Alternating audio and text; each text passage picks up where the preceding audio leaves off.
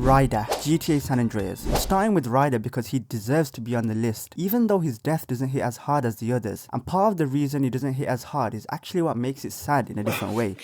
Ryder was Grove Street from day one. He was there when CJ was growing up. He was part of the furniture basically. The guy always eating something, always talking, always around. When you come back to Los Santos at the start of San Andreas, Ryder is one of the first familiar faces. He feels like home. And then he betrays you. He's been working with Crash and the Ballers behind Grove Street's back, selling out the neighborhood he grew up in for money and protection. When CJ finds out, it's genuinely shocking. Not because Ryder was ever presented as especially loyal or moral, but because he was just always there. Part of the wallpaper. You didn't think about whether you trusted him because it never occurred to you not to. His death happened on a boat during a mission and it's surprisingly quick. No big speech, no dramatic confession, just gone. And that's kind of the point. Ryder's tragedy isn't death itself, it's what death represents and piece of that old neighborhood that turned out to be rotten. Another thing CJ came home to that wasn't what he remembered. For a game about loyalty and betrayal and whether home is ever really what you think it is, Ryder's ending fits perfectly. It just doesn't feel good. Number 2, Patrick Mcreary's brother, GTA 4. This one is genuinely unique in GTA history because the sadness isn't something that happens to you, it's something you choose. The Mcreary family are one of the most interesting groups of characters in GTA 4. Packy becomes one of Nico's closest allies, and through him, you get pulled into the dysfunction of his family, his alcoholic mother, his brother who are all damaged in different ways, and the general sense that this is a family that has been destroying itself for decades. Derek Mcreary and Francis Mcreary are both characters you spent time with by the time this mission hits. Derek is a broken man, a former IRA operative who got addicted to heroin, whose hands shake, who's clearly terrified of dying and even more terrified of living.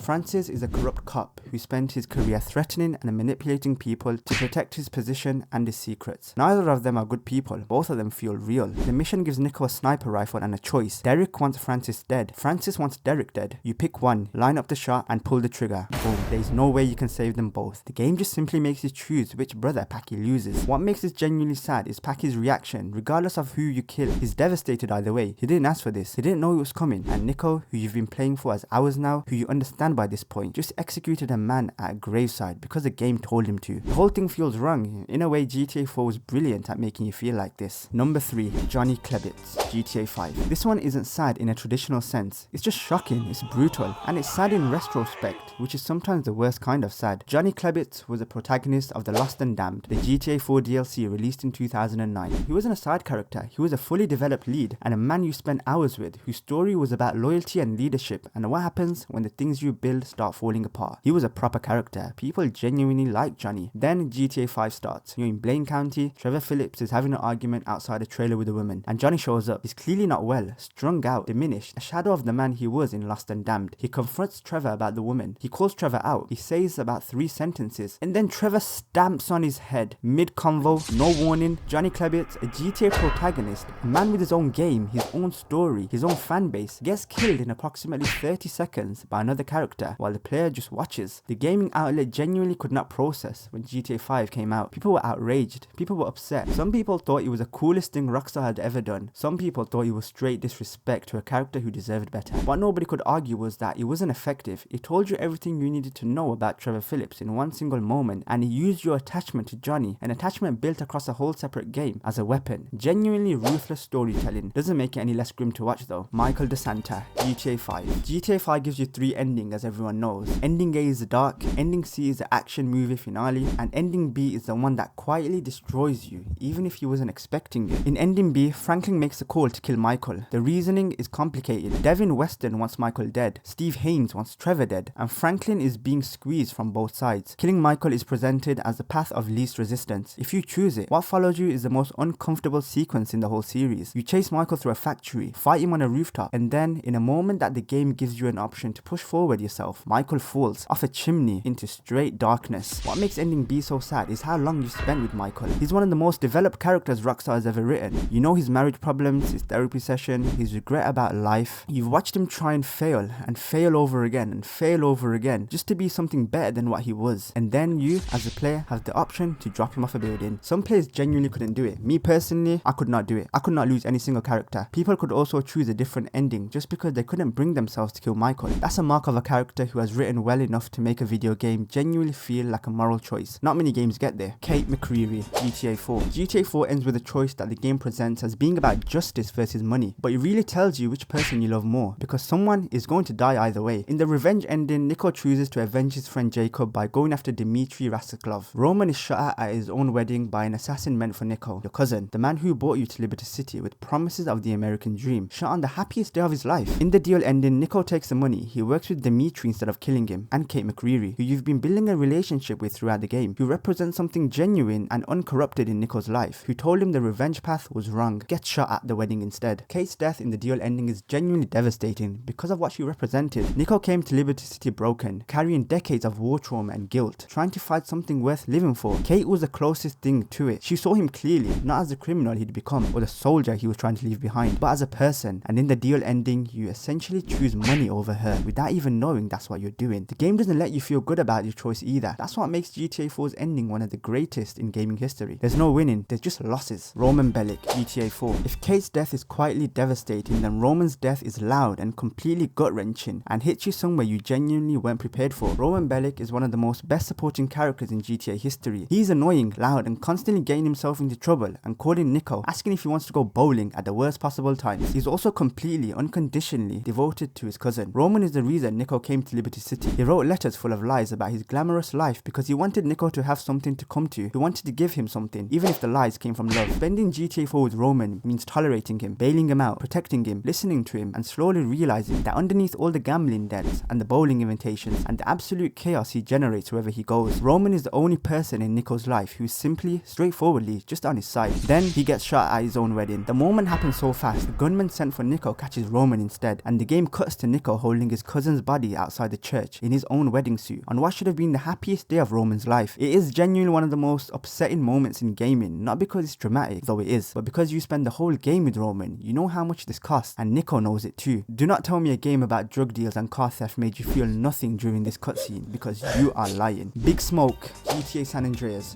Big Smoke's death is not surprising. By the time you reach him in the final act of San Andreas, you've known for a while that he betrayed Grove Street, that he's been working with the ballers and Crash, that he used the people who trusted him to build himself a drug empire from the ground up. You know all of this, you've known it for hours, but it still hurts. What Rockstar did with Big Smoke is quite brilliant and doesn't get talked about enough. They gave him the most famous food order in gaming history, the iconic number 9. I'll have 2 number 9s, a number 9 large, a number 6 with extra dip, a number 7, 2 number 45s, 1 with cheese, and a large soda. They made this big back funny and warm and genuinely likable in the early sections of the game. You like Big Smoke before you know who he really is. That's a trap. When CJ finally reaches him in his crack fortress and they fight, what breaks you isn't the fight itself, it's what comes after. Big Smoke is dying, and in his final moments he admits everything. He knew what he was doing was wrong. He knew it the whole time. He just saw an opportunity and took it and told himself the justifications would come later. And then they never did. He made his own choice, built his own empire, and spent however long it lasted knowing exactly what he'd sacrificed to get there. I always knew I'd be somewhere, he tells CJ, and he was, just not the someone anyone wanted him to be, including himself. That's not a video game villain in my opinion, that's tragedy, and he hits every single time. Brian Johnson, GTA San Andreas. Brian Johnson never actually appears in GTA San Andreas. You never meet him, you never see him. He has no cutscene, no voice actor, no mission. He died years before the game even starts, and he is probably the saddest death in GTA history. Brian was CJ's younger brother. He died in a childhood incident that the game deliberately keeps vague. What's clear is that CJ was supposed to be watching him, and he wasn't, and Brian died as a result. CJ left Los Santos after it happened. He couldn't stay. The guilt was just too heavy, and the city was full of it too. Sweet never forgave him. That's the wound at the center of the entire game. Not the gang war, not the conspiracy. It's just two brothers who lost the third one and dealt with it in a complete opposite way. CJ ran, Sweet stayed, and every piece of tension between them for an entire game is built just on that foundation. What makes Brian's death the saddest in GTA history isn't just what happened, it's the shape of what he left behind. It's in Sweet's anger, in CJ's guilt. It's in why CJ is in Liberty City at the start of the game, and why coming home just feels so complicated. It's the reason their mother is buried at the start of the story. She never got over losing Brian either. Rockstar never even shows you Brian Johnson. They don't need to. They show you what the world looks like after you lose him, and that does more work than any other cutscene could do. A character who never appears in a game full of characters who do, and he's the one who you feel the most. And that's how you write a story.